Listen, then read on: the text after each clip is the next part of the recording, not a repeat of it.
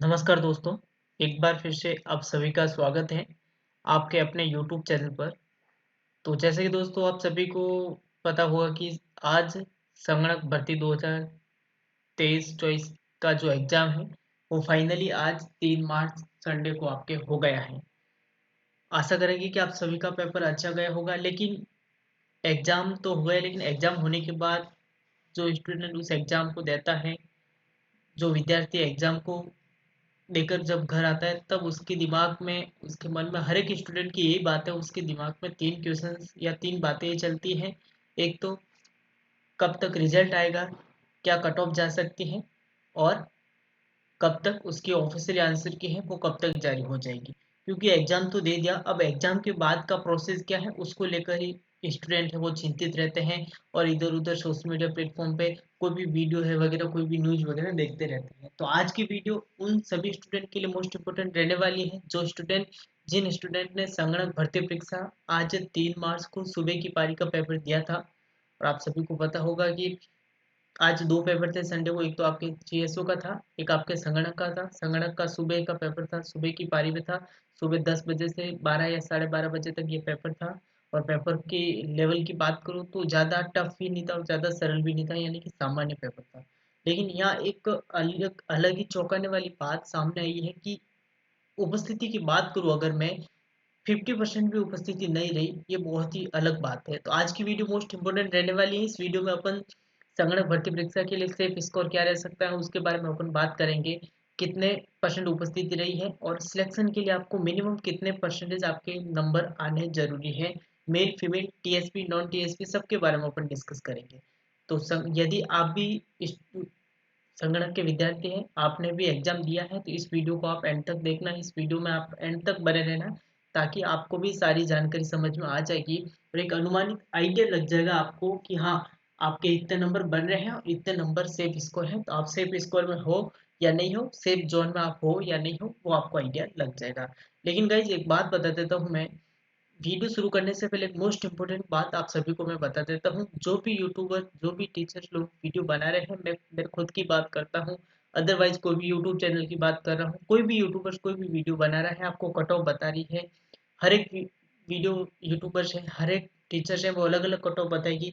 ये cut off finally cut off नहीं है, ये कट ऑफ ऑल फॉर अनुमानित कट ऑफ बताते हैं, संभावित कट ऑफ बताते हैं। जो लास्ट ईयर 2018 में पेपर हुआ था, 2021 में पेपर हुआ था, 2021 और 2018 का रिजल्ट आया था, उसमें क्या कट ऑफ गई थी उसके रिगार्डिंग कट ऑफ बताते हैं।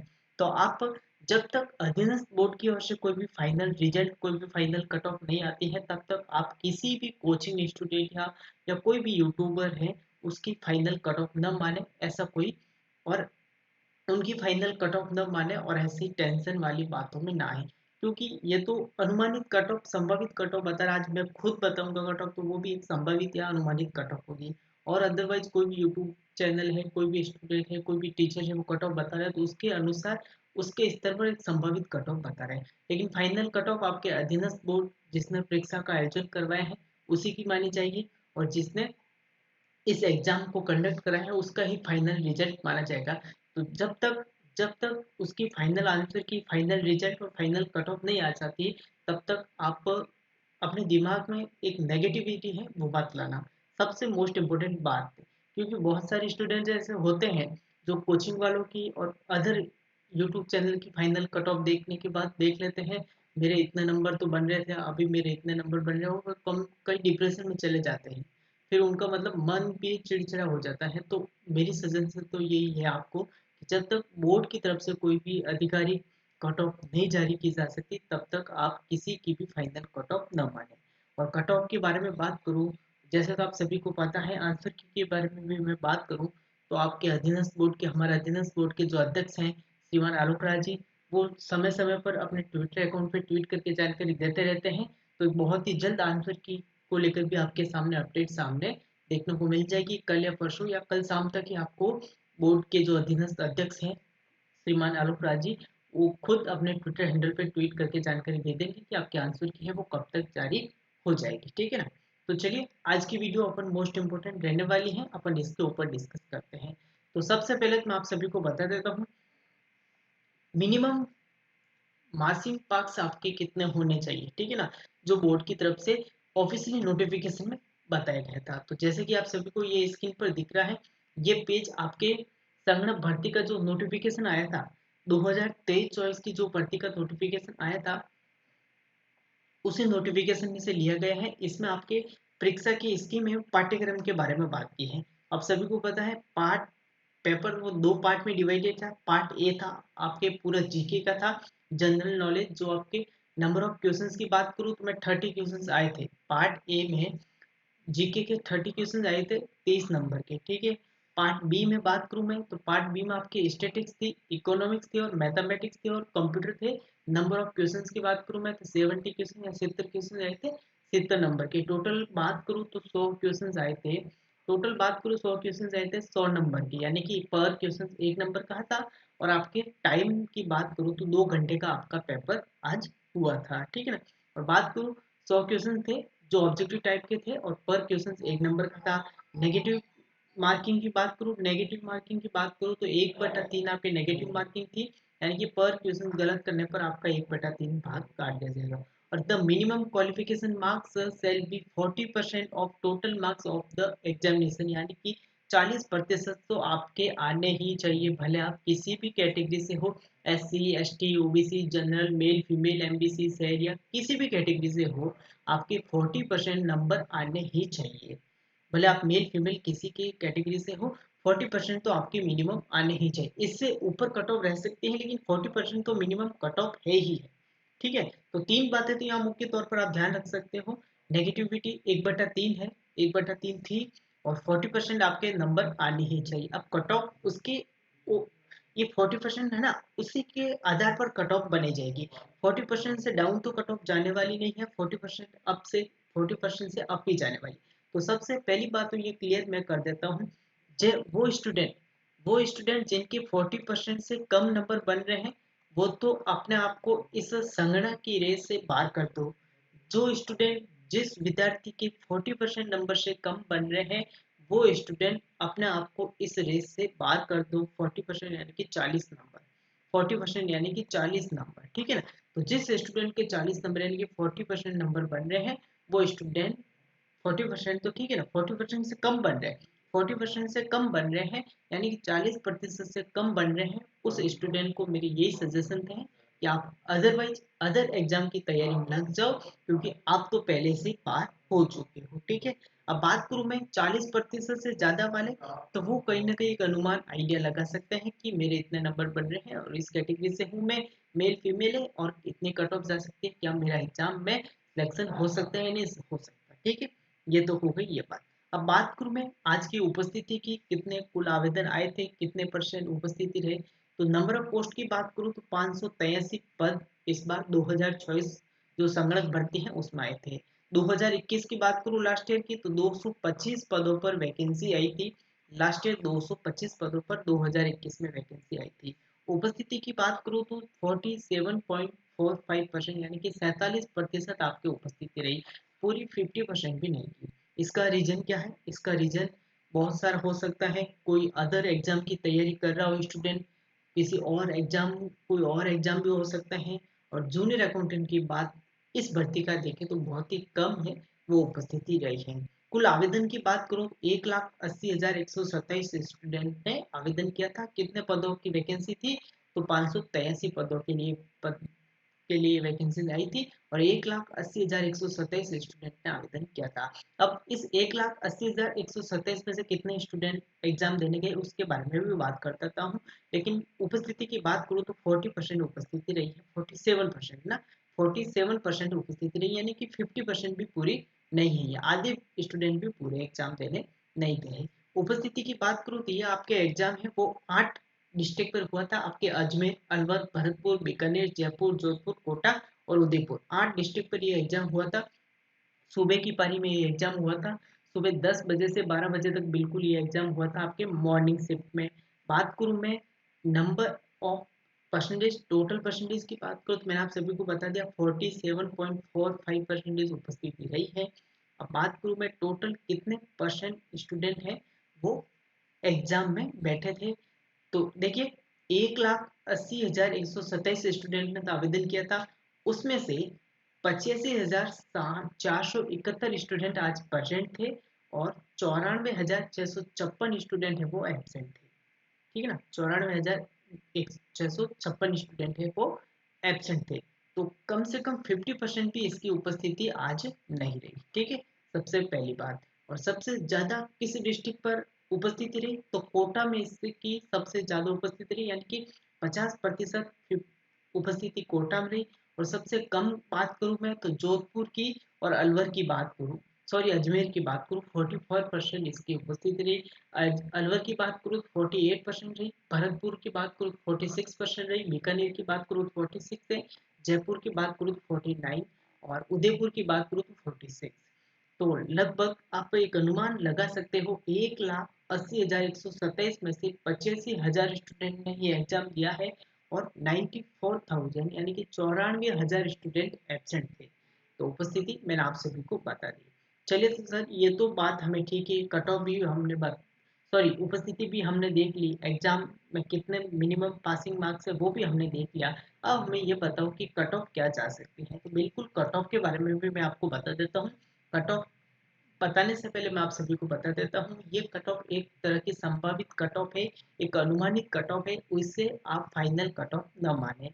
जो मैंने वीडियो शुरू करने से पहले जो मैंने बात कही है उसी बात को फॉलो करते हुए आपको आगे का प्लान बनाना है। तो ये कट ऑफ संभावित कट ऑफ है। नॉन टीएसपी की बात करूँ, मैं नॉन टीएसपी की बात करूँ, यदि जनरल कैटेगरी, अपन मेल फीमेल दोनों की बात करेंगे, ठीक है ना। यदि जनरल कैटेगरी में अगर आप मेल हो तो 67% आपकी कट ऑफ रह सकती है। लेकिन हाँ, एक बात बता देता हूँ, ये कट ऑफ बताने से पहले मैं आपको लास्ट ईयर की कट ऑफ बता देता हूँ थोड़ा। यानी कि 2021 की जो कट ऑफ रही थी ना, 2021 की वैकेंसी आई थी ना संगणक की, एक 225 पदों पर, उसमें कितनी कट ऑफ रही थी वो कट ऑफ अपन पहले देख लेते हैं। फिर आपको कहीं ना कहीं आइडिया लग जाएगा कि हाँ इस बार कितनी कट ऑफ जा सकती है। तो ये कट ऑफ आपके 2021 की है, जो आपके संगणक वैकेंसी 2021 में आई थी उसकी। तो उसमें लास्ट ईयर 2021 में जनरल की कितनी कट ऑफ गई थी, तो 68 कट ऑफ गई थी, है ना, 68, 68 नंबर। ठीक है। ईडब्ल्यूएस की बात करूँ तो 66 है, एससी की बात करूँ तो 55 है, और आगे बात करूँ मैं एसटी की बात करूँ तो 60 नंबर है, ओबीसी की बात करूँ तो 67 है, और एमबीसी की बात करूँ तो 63 है। ऐसे करके आपकी कट ऑफ गई थी, और सहरिया में तो आपके मिनिमम पासिंग मार्क्स में ही हो गया था। तो लास्ट ईयर की बात करूँ तो 68 कट ऑफ गई थी, ठीक है ना, 68 कट ऑफ गई थी। इस बार की बात करूँ, नॉन टीएसपी की बात करूँ, तो इस बार क्या रह सकता है, तो इस बार मैं आप सभी को बता देता हूँ।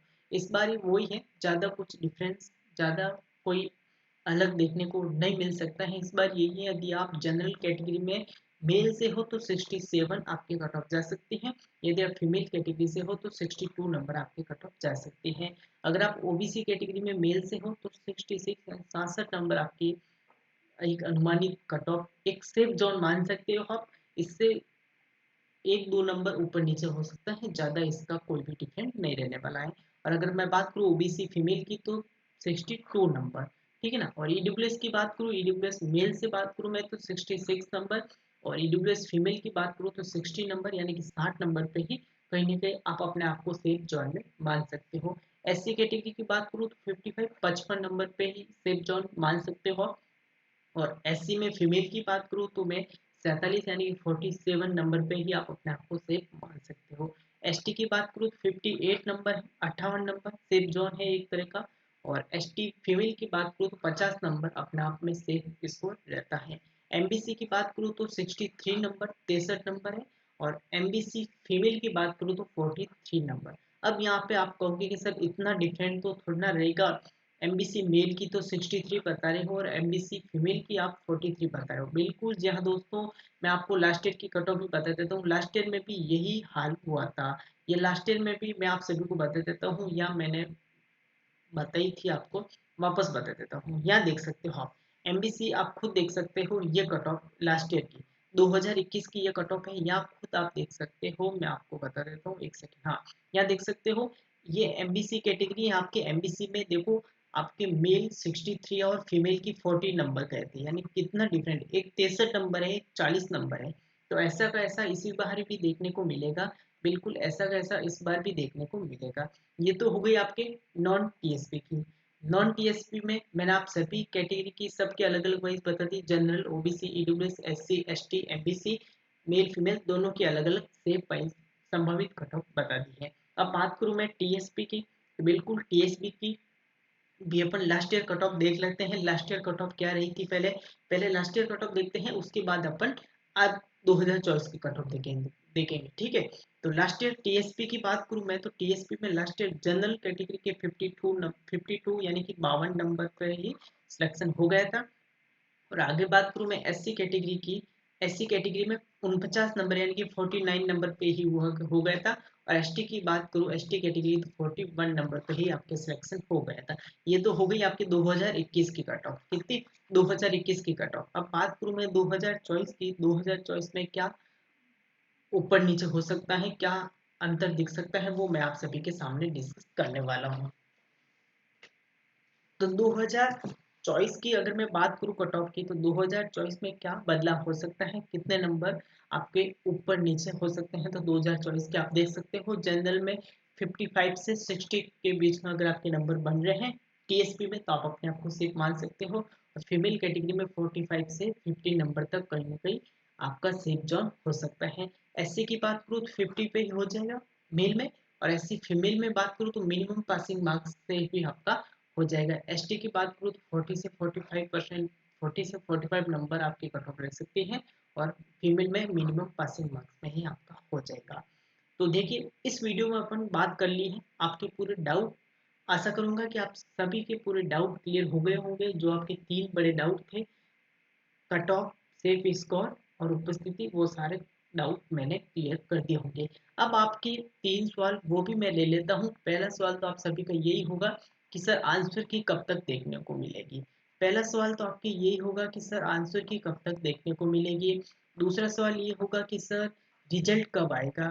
दूसरा सवाल ये होगा कि सर रिजल्ट कब आएगा। देखिए आंसर की को लेकर मैं बता देता हूँ। तो देखिए अपने जो राजस्थान कर्मचारी चयन बोर्ड के जो अध्यक्ष हैं आलोक राज जी, वो वैसे तो जानकारी देते रहते हैं। तो देखिए आप बिंदास रहिए, या तो आज रात तक या कल सुबह या कल तक आपको अपडेट मिल जाएगी आंसर की को लेकर। बिल्कुल जैसे आपके जूनियर अकाउंटेंट का एग्जाम होता, उसके जस्ट 1 या 2 दिन बाद अपने राजस्थान कर्मचारी चयन बोर्ड के जो अध्यक्ष हैं आलोक राज जी, उन्होंने खुद अपने ट्विटर अकाउंट पर ट्वीट करके जानकारी दे दी थी कि हम 5 मार्च को जूनियर अकाउंटेंट की आंसर की पब्लिश करने वाले हैं, यानी कि अपलोड करने वाले हैं। तो आंसर की को लेकर अगर मैं बात करूं, तो आंसर की आपके बहुत ही जल्द आपको देखने को मिल जाएगी। और रिजल्ट की लेकर बात करूं, तो रिजल्ट आपके जुलाई अगस्त से पहले आने की संभावना है नहीं, क्योंकि आप सभी को पता है लोकसभा इलेक्शन आने वाले हैं। और उसके बाद आपके जूनियर अकाउंटेंट का भी रिजल्ट बाकी है। तो जुलाई या अगस्त में आपका रिजल्ट है वो देखने को मिल सकता है ठीक है। तो यहाँ आशा करूंगा कि आप सभी के पूरे डाउट मैंने क्लियर कर दिए होंगे। कट ऑफ को लेकर कितनी उपस्थिति रही, minimum passing marks, categories wise cut off, number of post, कुल आवेदन, सब के बारे में मैंने डिटेल टू डिटेल आपको समझ में आए ऐसी जानकारी मैंने दे दी है। टीएसपी नॉन टीएसपी सब के बारे में और रिजल्ट कट ऑफ के बारे में भी मैंने बता दिया है। और आंसर की ऑफिशियल आंसर की के बारे में भी मैंने आप सभी को बता दिया है। यदि आप जुड़ना चाहते हो हमारे टेलीग्राम चैनल से, टेलीग्राम चैनल पर, तो टेलीग्राम चैनल की लिंक इस वीडियो की डिस्क्रिप्शन में मैंने गिवन करवा दी है, जहाँ से आप हमें टेलीग्राम चैनल पे भी फॉलो कर सकते हो। तो चलिए वीडियो अच्छा लगा तो वीडियो को लाइक कर देना। और आपके कितने नंबर बन रहे हैं तो आप अपना कमेंट सेक्शन में अपना कमेंट जरूर कर दीजिएगा। इस वीडियो को ज़्यादा से ज़्यादा शेयर करना मत भूलिएगा। और ऐसे ही अपडेट सबसे पहले पाने के लिए आप हमें यूट्यूब चैनल के माध्यम से फॉलो कर सकते हो, यानी कि हमारे यूट्यूब चैनल को सब्सक्राइब कर सकते हो। तो आशा करूंगा कि आप सभी के अच्छे नंबर बन रहे होंगे और कहीं ना कहीं एक सेफ स्कोर की गाड़ी आपके सेफ जोन में चल रही होगी। तो ऐसी ही अपडेट के साथ नेक्स्ट वीडियो में मिलते हैं। तब तक आप सभी का बहुत बहुत धन्यवाद। आप सभी ने अपने कीमती समय में से 2 मिनट का समय निकाल के इस वीडियो को महत्वपूर्ण माना, इस वीडियो में एंड तक बने रहे और इस वीडियो को देखा और एंड में इस वीडियो को लाइक किया और यूट्यूब चैनल को सब्सक्राइब किया। तो मिलते हैं नेक्स्ट वीडियो में, तब तक के लिए जय हिंद, जय भारत, धन्यवाद।